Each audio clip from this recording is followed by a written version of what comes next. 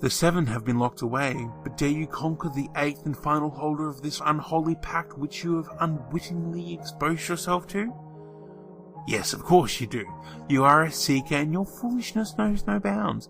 Besides, now that the 7th has told you his secret, it's not easy to turn back. So may I relate to you now my tale?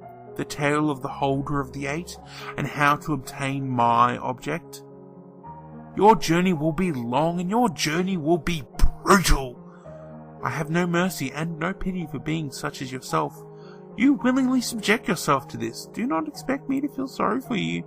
You must remember one thing, and one thing only. 8. Keep the number with you at all times, for it will dictate all that you do along the way, as it does me. Enter any city in any country of your choosing, but make sure it was the 8th city founded there since the current generation of inhabitants took root. Do not get this number wrong. I cannot control the forces that are outside of my number, and which will devour your soul should you choose the wrong city. Upon your arrival, it is imperative that you sleep in a motel or boarding house for 8 nights before attempting to locate me. Do not remain in your chosen building during the day. It is best left unsaid what will happen to you should you do this. Each night you will be visited by a dream, a vision, one that is somewhere between hallucination and reality. The first night, the vision will be tame. I will join you as a humble roommate, and we may chat about whatever you wish. You can ask me anything, so long as it does not pertain to the number 8.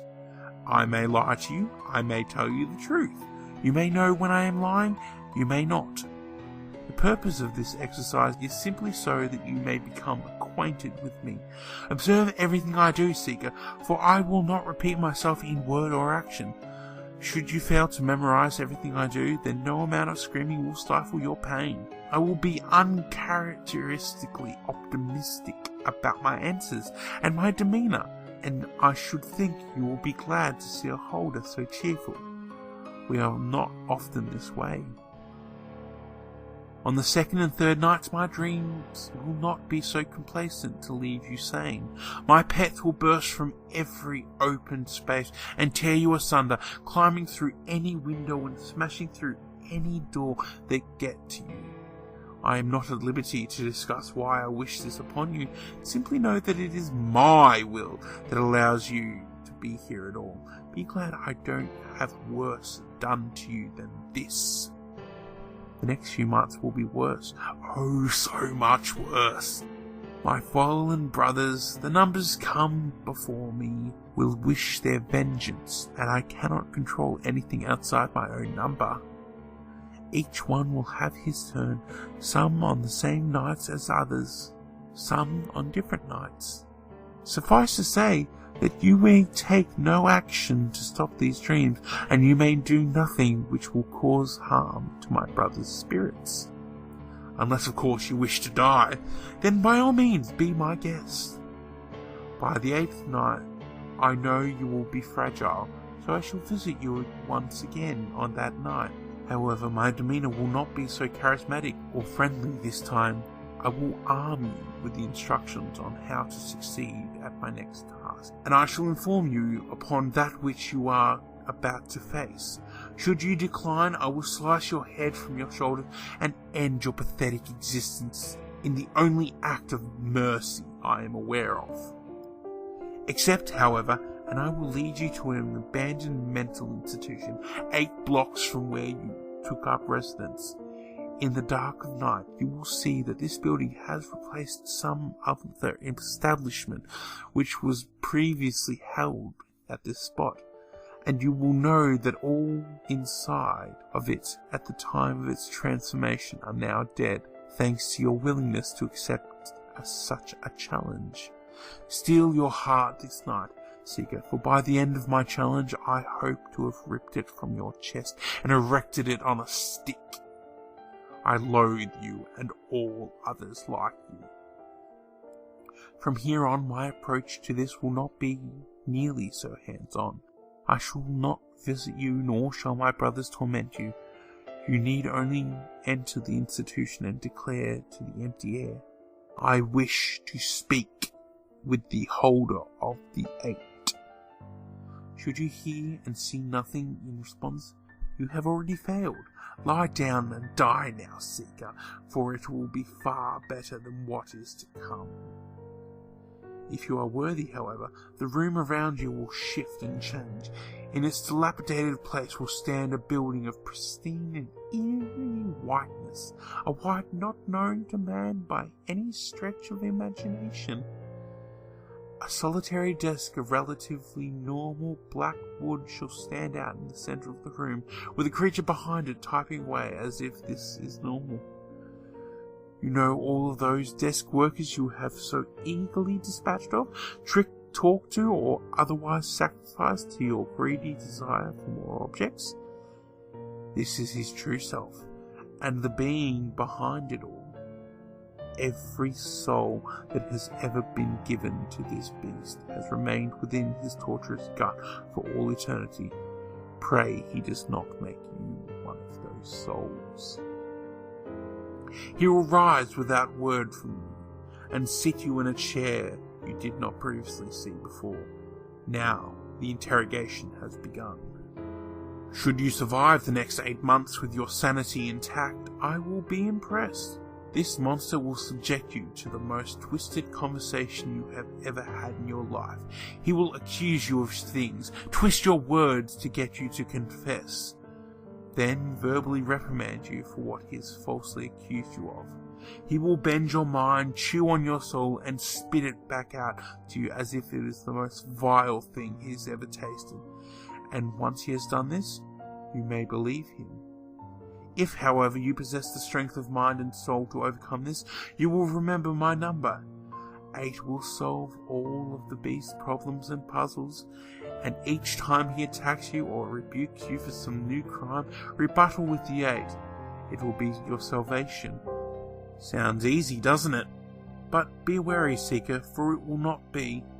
The 8 is not a magical toy for you to use, and I pray you understand what it is you are doing when you so eagerly throw my number in the beast's face. Be clever with your answers. Conceal the 8 beneath them, for if you do not, the beast will find it, and will easily twist even the answer. I do not appreciate my number being so soullessly abused. If your faith in yourself and the number 8 remains at the end of the 8-month conversation, the beast shall lead you to a corridor of white-walled rooms similar to the first, but completely bare inside. There will be 8, and if he leads you to the 8th, then you have been deemed worthy of the next portion of my challenge. Remember that the next 8 days will be the last 8 of your emotions and your faith, save in the 8. Should you forget my number, you will fail. For 8 days you will be subjected to endless amounts of torture, mental, emotional, and physical. Beasts you cannot comprehend will rend your soul and your body alike into pieces, then reconstruct you for their own amusement. Each will bear the mask of my brother's numbers, starting from 1 and ending with 7. Should you at any time forget that 8 is your only salvation and throw yourself at the mercy of another number, I shall make you my plaything for the rest of time. On the 9th day you will be free. I do not know or control how this will happen, for it is outside my number. But remember the 8 nonetheless. It will save you, I promise. Now enter the final stages of my task. You will be led back to your original dwelling in this city, but a new occupant will have taken your place. This is another seeker come to claim my object and my number in the time which has passed since you first accepted my challenge. Yes, it is true, it's only been 8 days, and the rest of time you have spent learning about my number was a lie. Steal your shock and pose as the holder of the 8 of this new seeker. Deceive him. Twist the 8, bend it, turn it into whatever you like, but make him truly believe that what you have taught him about the 8 is true. For him to succeed is for you to fail. Remember, however, that he has been given the same instructions you have. Even after all the emotional and physical torment you have been through, you must successfully fool him into thinking you are the holder. Just as I was optimistic towards you, remain optimistic towards this new seeker. If he sees through this ruse, he will kill you. When your conversation with the new seeker is finished, kill him by whatever means necessary. His soul will be delivered to the institution you have recently escaped from, and he will find himself tortured unimaginably for eternity. You will now have his innocence on your conscience, but remain faithful to the Eight. The greater your understanding of it, the greater your understanding of necessity of your actions, and the more at peace you should be. Sleep one full night in the hotel, and dream of whatever you'd like. I think you shall find your dreams are much more under your control than before, and pertain to one particular subject more as well. When you awaken, there should be a cheap plastic 8-ball on the bed rest beside you. The 8-ball is my gift to you for achieving what no other seeker has achieved before. It does not have any special powers. It does not always give you the truth or answer any question you wish of it, nor does it control the mind of others. It is an ordinary 8-ball, save for being an object, and it will serve as your only reminder of the 8, which you now possess such great understanding. My understanding of.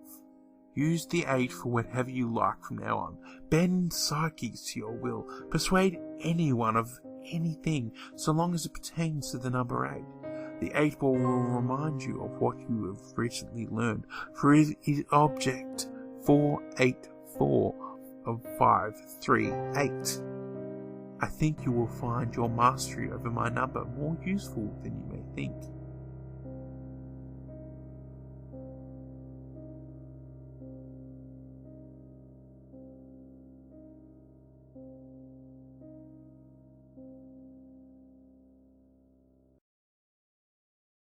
Hello and welcome to another episode of 5 Questions with a Scarecrow. I'm of course your host, Wandering Scarecrow, and tonight my guest is Paddy Scarecrow. Paddy, please state your name for the listeners at home. Paddy Scarecrow. And of course your country of origin. The country of origin is in Ireland, home of the Guinness and the potato. And your weapon of choice. Oh, I prefer to use a broken whiskey bottle, passed down from the great-great-grandpappy. Bloody codger put up a good fight for it too. Ah yes, I heard about that fight. Lasted 3 years. Damn. And of course, your likes and dislikes. I like a good fight, a good shag, a good drink. I hate the fucking rest of the world. That's a bit harsh, but you know, I kind of agree with you on some level. And of course, final thoughts.